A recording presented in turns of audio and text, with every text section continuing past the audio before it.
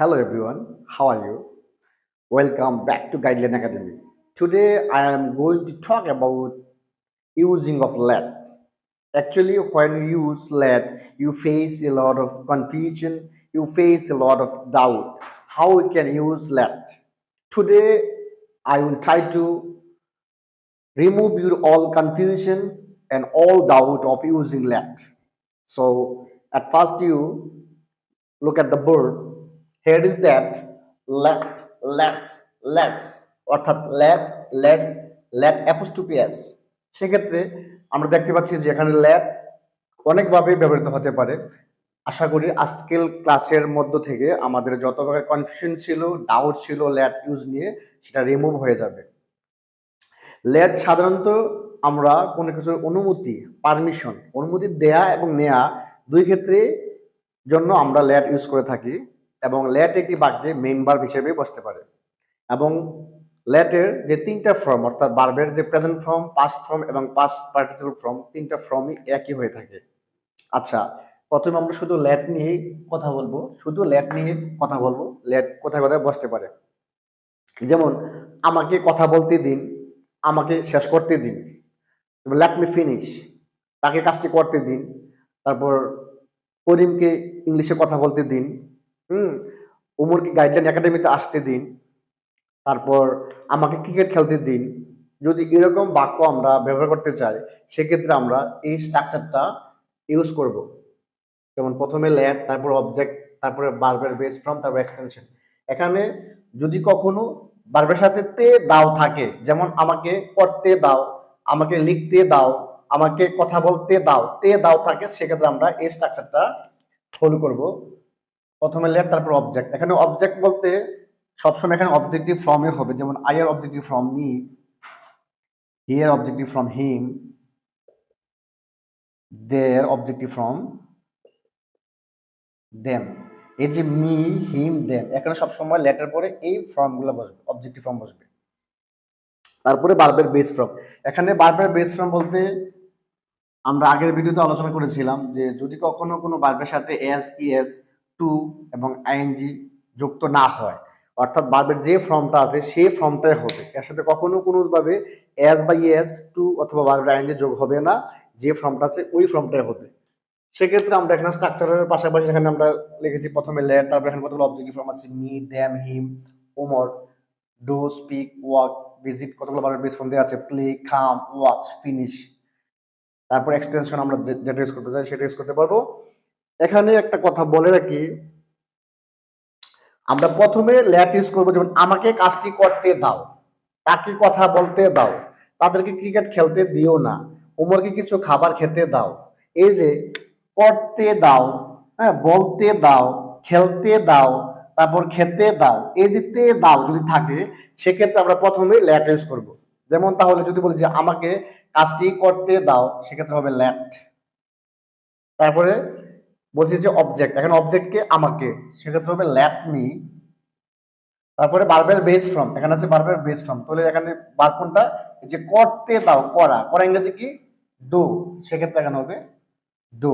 তারপরে extension, extension কি আছে কাজটি, let me do the work, let me do the work, ঠিক আছে। তারপরে দেখি তাকে কথা বলতে দাও, এই যে বলতে দাও, যদি বলতে দাও থাকে অর্থাৎ তে দাও থাকে সেক্ষেত্রে প্রথমে আমরা let ইউজ করব। let কাকে, তাকে, তাকে ইংরেজি অবজেক্টিভ ফর্ম হলো হিম, let him। কথা বলা, কথা বলা ইংরেজি কি স্পিক, সেক্ষেত্রে ভার্বের base form speak, let him speak। যদি আমরা এই বাক্যটা একটু বড় করে বলি, যেমন তাকে আমার বাবার সাথে কথা বলতে দাও, সেক্ষেত্রে হবে let him speak with my father। আচ্ছা, এই বাক্যগুলোকে আবার নেগেটিভ হিসাবে ব্যবহার করা যায়, সেক্ষেত্রে let এর আগে অর্থাৎ শুরুতে ডোন্ট লেখে বাকি অংশ লেখলে হবে। যেমন এখানে একটা নেগেটিভ বাক্য দেওয়া আছে, তাদেরকে ক্রিকেট খেলতে দিও না। খেলতে, এই যে তে দিও এই কথাটা আছে, সেক্ষেত্রে আমাকে এই স্ট্রাকচার ফলো করতে হবে, তার মানে শুরুতে let লিখতে হবে। এখানে যেহেতু নেগেটিভ তার মানে আমাকে ডোন্ট দিয়ে শুরু করতে হবে, প্রথমে ডোন্ট, তারপরে খেলতে দিও না, খেলতে দিও না ক্ষেত্রে লেট, ডোন্ট লেট কাকে, তাদেরকে ইংরেজি কি, দে, দের অবজেক্টিভ ফর্ম হলো দেম, ডোন্ট লেট দেম। তারপরে ভার্বের বেস ফর্ম হলো প্লে, তারপরে extension cricket, cricket, don't let them play cricket. তারপর যদি সেকেন্ড একটা তারপরে বাক্য দেখি, উমরকে কিছু খাবার খেতে দাও, তাহলে উমর এখানে ব্যক্তি, কিছু খাবার খেতে দাও, সেক্ষেত্রে আছে এখানে খেতে, এই যে তে দাও, তার মানে প্রথমে আমাকে লেট লিখতে হবে, সেক্ষেত্রে লেট, তারপরে অবজেক্ট, অবজেক্টিভ ফর্ম এখানে কি উমর, তাহলে এখানে হবে উমর। তারপর খাওয়া, খাওয়া ইংরেজি আমরা এখানে হ্যাভ ইউজ করতে পারি, let Umar have some food, অর্থাৎ এখানে হ্যাভ বলতে খাওয়া হিসেবে আমরা এখানে হ্যাভ ইউজ করেছি, হ্যাভ এর অনেক ব্যবহার আছে, সেক্ষেত্রে একটি অর্থ হচ্ছে খাওয়া। আচ্ছা, এখন যদি তে দাও থাকে সেক্ষেত্রে আমরা এই স্ট্রাকচারটা ফলো করব। এখানে যেমন ওয়াক, তাকে একা হাঁটতে দিও না, don't let him walk alone, তাকে কক্সবাজার ভ্রমণ করতে দাও, তো লেট হিম ভিজিট কক্সবাজার। আমাকে ক্রিকেট খেলতে দাও, লেট মি প্লে ক্রিকেট। তাকে আসতে দাও, লেট হিম কাম। তাকে ভিডিওটি দেখতে দাও, let him watch this video. আমাকে কাজটি শেষ করতে দাও, লেট মি ফিনিশ। সেক্ষেত্রে আমরা এইভাবে অনেক ভার্ব চেঞ্জ করে করে, তারপরে এখানে অবজেক্ট চেঞ্জ করে করে হাজার হাজার বাক্য তৈরি করতে পারি। ডিয়ার লার্নার্স, আমরা আগে বলেছিলাম যে একটি বাক্যে লেট ভার্ব হিসেবে বসতে পারে। সেক্ষেত্রে আমাদের যে টেন্স রয়েছে 12 প্রকার, সেই 12 প্রকার টেন্সে আমরা লেটকে ইউজ করে বাক্যের ধরন চেঞ্জ করতে পারি। এবং সেক্ষেত্রে সাবজেক্ট অবশ্যই থাকবে, যেমন আমি তার কাজটি করতে দেই, আমি তার কাজটি করতে দিয়েছিলাম, আমি তার কাজটি করতে দিব, এরকম 12টি টেন্সে আমরা এই লেট দিয়ে ইউজ করতে পারি। সেক্ষেত্রে আমরা এই স্ট্রাকচারটা ফলো করবো, প্রথমে সাবজেক্ট, তারপর লেট, তারপর অবজেক্ট, তারপর এক্সটেনশন। যদি বাক্যে থাকে যে 12 তে দেওয়া যদি থাকে, সেক্ষেত্রে আমরা এই স্ট্রাকচারটা ফলো করবো। এখানে কতগুলো সাবজেক্ট, তারপর লেটের বিভিন্ন টেন্সের ফর্ম, তারপর অবজেক্ট, তারপর এখানে কতগুলো বেস ফর্ম দেওয়া আছে। আমরা যদি দেখি একটা বাক্য যে আমি তাকে কাজটি করতে দেই, এই যে করতে দেই, সেক্ষেত্রে এটা প্রেজেন্ট ইনডিফিনিট টেন্সকে ফলো করে, সেক্ষেত্রে প্রথমে সাবজেক্ট বসবে, সাবজেক্টের জন্য আমরা এখানে নেব এখান থেকে আই, সেক্ষেত্রে হবে আই। তারপরে লেট, যেহেতু প্রেজেন্ট টেন্সে লেটই হবে, আই লেট কাকে, তাকে, অবজেক্ট ফর্ম হলো হিম, আই লেট হিম। তারপরে করতে, করে ইংরেজি ডু, ভার্বের বেস ফর্ম ডু, তারপর extension the work, I let him do the work. তারপরে যদি আমরা এই বাক্যটা নেগেটিভ করতে চাই, সেক্ষেত্রে হবে I don't let him do the work. তারপরে সেকেন্ড বাক্য দেখি যে আমি তাকে কাজটি করতে দিয়েছিলাম, এটা কিন্তু অতীত, দিয়েছিলাম। সেক্ষেত্রে আমরা জানি যে লেটের 3টা ফর্মই এক, অর্থাৎ লেটের present form, past form, past participle ফর্মই এক। সেক্ষেত্রে আমরা এখানে লেটই লিখবো, যেমন I let, let him, I let him do the work. এখানে একটা জিনিস মনে রাখতে হবে যে এই লেট কিন্তু প্রেজেন্ট ফর্ম, আর এই লেট কিন্তু পাস্ট ফর্ম, যদি দুটা ফর্মই এক। অর্থাৎ আমরা প্রেজেন্ট ফর্ম ইউজ করার জন্য লেট ইউজ করবো, পাস্ট ফর্মের জন্য লেট ইউজ করবো। I let him do the work, আমি তাকে কাজটি করতে দিয়েছিলাম। কিন্তু সেকেন্ড যে ভার্ব আছে, এই ভার্ব কিন্তু অলওয়েজ বেস ফর্ম থাকবে, এগুলো কিন্তু কখনো কোনো চেঞ্জ হবে না, শুধু চেঞ্জ হবে লেটের ফর্মটাই। যদি এটাকে আমরা নেগেটিভ করি, সেক্ষেত্রে হবে I did not late him do the work, I did not late him do the work. তারপরে আমি তাকে কাজটি করতে দিব, করতে দিব, তে দিব মানে ফিউচার ইনডেফিনিট, সেক্ষেত্রে হবে I will, I will, I will late him do the work, I will late him do the work. যদি আমি বলি যে এটা নেগেটিভ করতে চাই, যে আমি তাকে কাজটি করতে দিব না, সেক্ষেত্রে হবে I won't late him do the work. Actually later form শুধু চেঞ্জ হবে, লেটের ফর্ম শুধু চেঞ্জ হবে, কিন্তু দ্বিতীয় যে ভার্ব, ওই ভার্ব অলওয়েজ বেস ফর্মে থাকবে। আচ্ছা, আমরা যদি এখন এটাকে কন্টিনিউয়াস হিসেবে ইউজ করতে চাই, যেমন আমি তাকে কাজটি করতে দিচ্ছি, এই যে দিচ্ছি তার মানে এটা কন্টিনিউয়াস, প্রেজেন্ট কন্টিনিউয়াস টেন্স, সেক্ষেত্রে হবে যে আই, তারপরে যেহেতু এখানে প্রেজেন্ট কন্টিনিউয়াস, সেক্ষেত্রে আয়ের সাথে এম হবে, আমরা আগে বলেছি লেট যেহেতু মেইন ভার্ব, সেক্ষেত্রে এখানে হবে letting. I am letting him do the work. I am letting him do the work. শুধু এখানে এই ফর্মটা চেঞ্জ হবে, I am letting him do the work.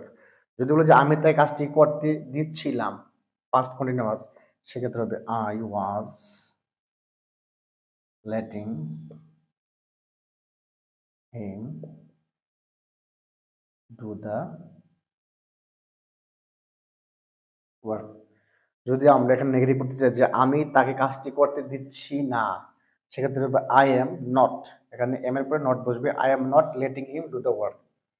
যদি বলে যে আমি তাকে কাজটি করতে দিচ্ছিলাম না, সেক্ষেত্রে হবে I was not letting him do the work. শুধু এম এবং ওয়াজ এগুলোর পরে নট বসবে যদি নেগেটিভ করতে চাই।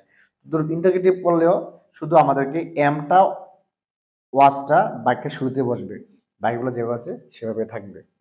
আচ্ছা, এটা হলো আমাদের কন্টিনিউয়াস টেন্স। আমরা এখন দেখবো প্রেজেন্ট পারফেক্ট টেন্স আমরা এটা কিভাবে ইউজ করবো। যেমন আমি তাই কাজটি করতে দিয়েছি, এই যে দিয়েছি মানে প্রেজেন্ট পারফেক্ট টেন্স, সেক্ষেত্রে হবে যে আই সাবজেক্ট তারপরে হ্যাভ। যেহেতু লেটের তিনটা ফর্মে এক, তার মানে লেটই হবে পরে। I have late him do the work. আচ্ছা, এখানে আমরা জিনিস মূল দেখলাম যে এর পরের ভার্বের কিন্তু যে ফর্ম আছে সেটাই থাকে, কিন্তু এর আগে শুধু লেটের সাথে যে, যেহেতু লেট নিজে ভার্ব, সেক্ষেত্রে আমরা টেন্সের স্ট্রাকচার গুলো লেটের সাথে চেঞ্জ করে করে নতুন নতুন বাক্য তৈরি করতে পারি। কিন্তু সেকেন্ড যে ভার্ব থাকবে সেগুলা যেভাবে সেভাবে থাকবে। যেমন যদি আমরা এখানে কতগুলো ভার্ব দেওয়া আছে, যদি বলি যে আমি তাকে কথা বলতে দেই, সেক্ষেত্রে হবে আই লেট হিম স্পিক। যদি বলি যে আমি তাকে ভ্রমণ করতে দেই, আই লেট হিম ভিজিট। যদি বলি যে আমি তাকে আমার ভিডিওটি দেখতে দিই, সেক্ষেত্রে হবে I let him watch my video. এখন দেখবো যে লেটস, লেটস এবং লেট অ্যাপোস্ট্রফি এস কোথায় বসে। সেক্ষেত্রে প্রথমে দিকে লেটস। আমরা জানি যে লেটস যে কোনো টেন্সে ব্যবহৃত হতে পারে। সেক্ষেত্রে যদি বলি যে সে আমাকে কাজটি করতে দেয়, তাহলে সে ইংরেজি হবে এখানে হি। করতে দেয়, করতে দেয় মানে হবে লেটস। এখানে হবে লেটস, কারণ এটা প্রেজেন্ট ইনটেন্সের জন্য, যেহেতু লেট নিজে একটা মেইন ভার্ব, সেক্ষেত্রে এখানে সাবজেক্ট থার্ড পারসন সিঙ্গুলার হলে লেটের সাথে এখানে এস হবে। তো he lets me do the work. অর্থাৎ যখন প্রেজেন্ট ইনডিফিনিট টেন্সে কাউকে কোনো কিছু করার জন্য অনুমতি দেওয়া হবে এবং সাবজেক্ট যদি থার্ড পারসন সিঙ্গুলার নাম্বার হয়, সেক্ষেত্রে লেটের সাথে এস এস যোগ হবে, সেক্ষেত্রে হবে লেটস। তারপর সেকেন্ড ভার্ব কিন্তু কোনো চেঞ্জ হবে না, সেকেন্ড ভার্ব যেটা আছে সেটাই থাকবে, he lets me do the work. তারপর আমার মা আমাকে ক্রিকেট খেলতে দেয়, এটাও প্রেজেন্ট ইনডিফিনিট টেন্সে, তো হবে my mother, my mother let's play cricket. এখানেও মাই মাদার মানে আমার মা, সেটা কিন্তু থার্ড পারসন সিঙ্গুলার, আমার মাকে বোঝাচ্ছে এখানে, সেক্ষেত্রে হবে মাই মাদার লেটস, এখানে এস হবে কারণ সাবজেক্টটা থার্ড পারসন সিঙ্গুলার, সেক্ষেত্রে যেহেতু লেট নিজে ভার্ব, সেক্ষেত্রে এখানে এস যোগ হবে, সেক্ষেত্রে হবে my mother let's, my mother let's me, my mother let's me play cricket. My mother let's me play cricket, আমার মা আমাকে ক্রিকেট খেলতে দেয়। আচ্ছা, আমরা এখন দেখবো যে কয়টা লেটাস, অর্থাৎ লেট আস অ্যাপোস্ট্রফি দিয়ে যখন উপরে এস অ্যাপোস্ট্রফি যখন এখানে এস থাকে, এর অর্থ হলো যে মানে লেট আস, লেট আস। এই লেটাসকে সংক্ষেপে লেখা হয় অ্যাপোস্ট্রফি দিয়ে এস। এই লেটস যে কথা, লেটাস একই কথা। এর সাধারণত আমরা যখন কোনো কিছুর প্রপোজাল করি, প্রস্তাব করি, যেমন চলো আজকে ক্রিকেট খেলি, চলো আজকে টিভি দেখি, চলো একসাথে হাঁটি, যখন আমরা কাউকে এরকম প্রপোজাল করি, প্রস্তাব করি, সেক্ষেত্রে আমরা লেটাস দিয়ে বাক্য শুরু করতে পারি।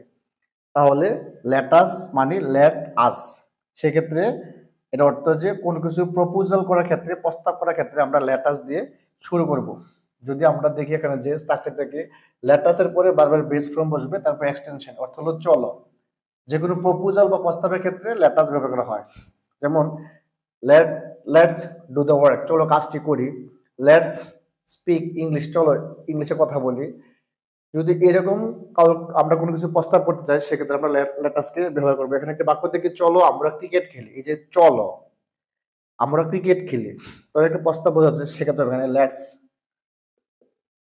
Let's play cricket, let's play, তারপরে কি ভার্বের পর extension cricket, let's play cricket, চলো একসাথে হাঁটি, তাহলে এখানে হবে লেটস বা let us walk together, let us walk together, চলো আমরা একসাথে হাঁটি, লেটস ওয়াক টুগেদার। যদি আমরা এরকম বাক্য প্রকাশ করতে চাই, যেমন চলো আজকে আমরা ভিডিওটা দেখি, লেটস ওয়াচ দিস ভিডিও। তো এরকম বাক্য অ্যাকচুয়ালি প্রথম যে আমরা বলছি এখানে লেটস, এই লেটস হয় যখন সাবজেক্ট থার্ড পারসন সিঙ্গুলার হয়, তখন লেটার সাথে লেটস হয়, এস হয়। আর অ্যাপোস্ট্রফি যদি এস থাকে, সেক্ষেত্রে আমরা এখানে এই যে লেট আসের কন্ট্রাকশন ফর্ম বা সংক্ষিপ্ত ফর্ম হলো যে লেটস, এবং এটা প্রস্তাব করার ক্ষেত্রে বসে।